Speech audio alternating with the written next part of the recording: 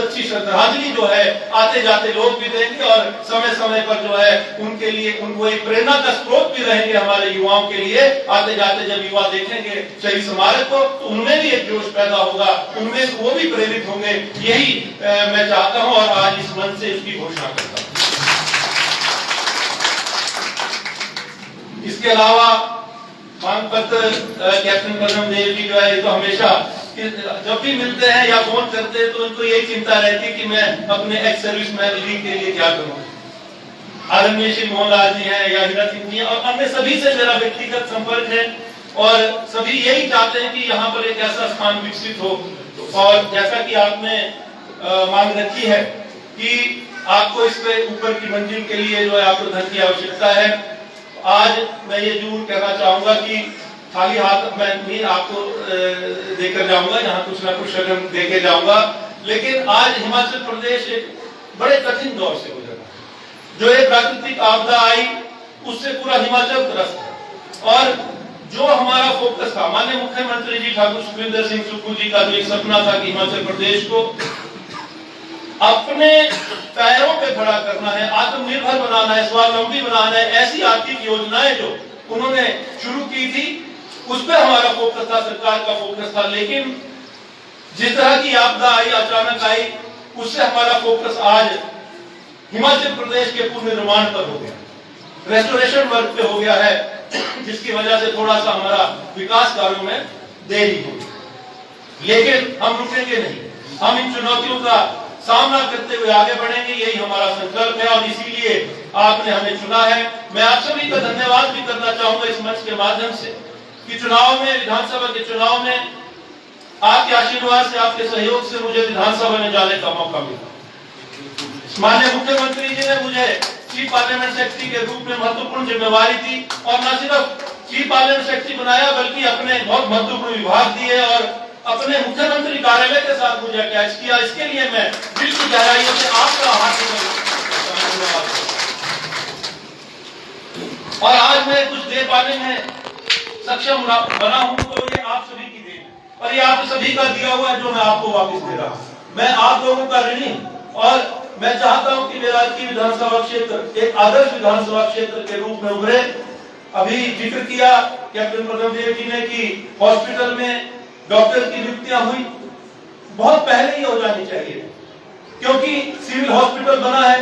Civil hospital बनने के बावजूद हमारे लोगों को या शिमला आईजीएमसी या फिर बिलासपुर या चंडीगढ़ पीजीआई जाना पड़ता था। ये एक रेफरल हॉस्पिटल बन गया था और यहाँ पर कोई भी पेशेंट जाते थे तो उनको रेफर कर दिया जाता था।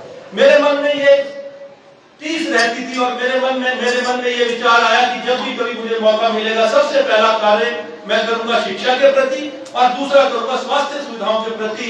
और पहले शिक्षा के प्रति जो मैं आपसे साझा करना चाहता हूं, ये डिग्री कॉलेज, हमारे 4 डिग्री कॉलेज और किसी भी डिग्री कॉलेज में हमारी एमएटी क्लासेज नहीं। मैंने माननीय मुख्यमंत्री जी से विधायक बनने के बाद सबसे पहले यही मांग रखी कि मैं चाहता हूं कि डिग्री कॉलेज अर्की में हमारी एमए हिस्ट्री और एमए इंग्लिश की क्लासेस शुरू हुई और उन्होंने तुरंत प्रभाव से उस बात को माना और मैं ये इस मंच से साझा करते हुए खुशी महसूस कर रहा हूं कि अर्की डिग्री कॉलेज के लिए उन्होंने एमए हिस्ट्री और एमए इंग्लिश की क्लासेस स्वीकृत कर दी है और आने वाले समय में यहाँ पर शुरू होने जा रहे हैं। इसके अलावा दूसरा था स्वास्थ्य सुविधाओं। मैंने माननीय मुख्यमंत्री जी से कहा कि मैं चाहता हूं कि मेरे लोगों को स्वास्थ्य सुविधा घनद्वार पर मिले। अर्की का सिविल हॉस्पिटल जो है वहां पर स्पेशलिस्ट डॉक्टर्स की कमी है और स्पेशलिस्ट डॉक्टर्स का होना जरूरी है। तो उन्होंने 1 नहीं 2 नहीं 7 स्पेशलिस्ट डॉक्टर्स की नियुक्ति करने का आदेश दिया, जिसमें से 3 या 4 ने तो ज्वाइन कर लिया है और बाकी जो है अभी बहुत जल्दी ही जो है वो ज्वाइन करने वाले हैं। अब रही इक्विपमेंट्स की बात जो आपने कही, तो इक्विपमेंट्स में मैंने यहाँ पर आपको मैं बताना चाहूंगा, मैंने 54 लाख रुपए यहाँ पर हेल्थ डिपार्टमेंट को दिए हैं और जिससे कि एक लेटेस्ट अल्ट्रासाउंड की मशीन आपको हफ्ते 10 दिन के अंदर जो है अर्की हॉस्पिटल में लगने जा रही है। मैं आपको बताना चाहूंगा आने वाले समय में मेरा ये प्रयास रहेगा कि जो भी कमियां यहाँ पर हैं मैं उन कमियों को चरणबद्ध तरीके से पूरा करूं और ये ताकत आप लोगों ने दी है, ये लोकतंत्र की ताकत है, ये आप सभी की दी हुई ताकत है जिसका मुझे सदुपयोग करना है। और मैं जब चुनाव लड़ रहा था तो मैं हमेशा ये कहता हूं कि जब मैं चुनाव लड़ रहा था तो मैं कांग्रेस पार्टी का विधायक, कांग्रेस पार्टी का जो मैं प्रत्याशी था, कांग्रेस पार्टी का मैं उम्मीदवार था। लेकिन आज मैं विधायक बना हूं तो मैं सभी का विधायक, उन सभी का विधायक हूं जो किसी कारणवश मेरे समर्थन में नहीं। और बिना भेदभाव के अर्की विधानसभा क्षेत्र का सर्वांगीण विकास करवाना ही मेरा सपना है। आज मैंने 2-3 योजनाएं जो मैं साझा करना चाहता हूं आपसे, आप बताना चाहता हूं कि मेरा क्या विजन है और मैंने अभी तक इन 8-9 महीनों में मैंने क्या किया है आपके लिए। मेरी जवाबदेही आप लोगों के प्रति आपने मुझे चुना है, तो ये मंच है, इस माध्यम से माफी चाहूंगा, थोड़ा समय 5 मिनट एक्स्ट्रा ले लूंगा, लेकिन ये जानना आप लोगों का हक है, आप लोगों का अधिकार है कि आपने जो प्रतिनिधि चुना है उसने अभी तक क्या किया। ये 2-3 बातें तो मैंने की जो मैंने आपके समक्ष रखी, लेकिन एक बहुत बड़ी योजना जो मैंने आप लोगों के लिए लाई है और लाने जा रहा हूं। हमारा बाड़ीधार का क्षेत्र जो है, एक यहाँ पर पर्यटन की अपार संभावना है, ये बयान तो बहुत सालों से बहुत लोग देते आ रहे हैं, लेकिन मैंने इसको मूर्त रूप देने की कोशिश करी है और यहाँ के लिए एक रोपवे की जो योजना जो अपने एमएलए प्रायोरिटी में, विधायक प्राथमिकता में डाली है, ये मैं आपसे साझा करना चाहता हूँ, जिसपे लगभग जो है 150 से 200 करोड़ रुपए खर्च आएगा।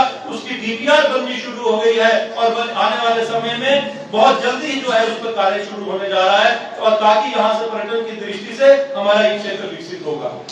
4 लेन जो है वो पिपलू घाट के पास से जाएगा।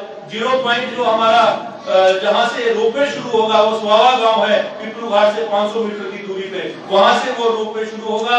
और इसके अलावा 103 बीघा की जमीन मैं बधाई देना चाहूंगा एसडीएम वर्की को भी, कि जब मैंने इनसे कहा कि मैं चाहता हूं कि मेरे विधानसभा क्षेत्र का एक लैंड बैंक जो है आप बना के, लैंड बैंक जो है आप बना के तैयार करें।